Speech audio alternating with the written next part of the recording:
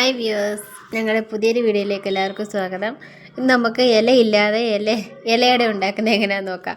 ആദ്യം നമുക്ക് ഗോതമ്പ് ദോശയ്ക്കുള്ള പരുവത്തിന് ഗോതമ്പ് മാവ് എടുത്ത് കലക്കി വെക്കണം. ഉപ്പിട്ട്, ജീരകം ഉണ്ടെങ്കിൽ ജീരകം ഇടാം, ജീരകം ഇട്ട് കലക്കി വെക്കണം. അതിനുശേഷം നമുക്ക് തേങ്ങയും ശർക്കരയും മിക്സ് ചെയ്ത് വെച്ചേക്കണം. കുറച്ച് ഏലക്കാപ്പൊടിയും കൂടി ഇട്ടാൽ ടേസ്റ്റ് കൂടും.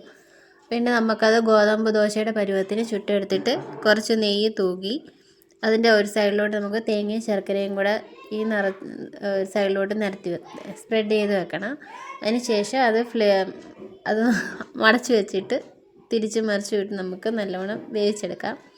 ഓൾറെഡി വെന്തതാണ്, എന്നാലും നമുക്കൊന്നുകൂടെ ജസ്റ്റ് രണ്ട് സൈഡും ഒന്ന് ചൂടാക്കി എടുക്കണം. ഇത് നമുക്ക് അങ്കിത്തിനും അവയ്ക്കും കൊടുത്തിട്ട് അവരുടെ എക്സ്പ്രഷൻ എങ്ങനെ ഉണ്ടെന്ന് നോക്കാം.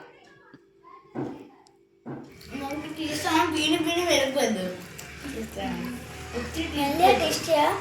അതുകൊണ്ട് എനിക്കും പിന്നെ അങ്കിത്തിനും തോന്നുവാക്കി 2-3 അത് എത്രയോ ആശയം എടുത്ത് കഴിക്കാന്ന് നമുക്ക് തോന്നുന്നു. ഇപ്പോൾ ഇവ മൊത്തം തീർത്ത്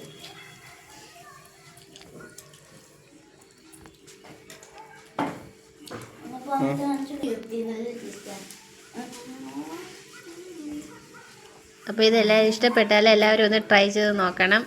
ചാനൽ സബ്സ്ക്രൈബ് ചെയ്യുകയും വേണം.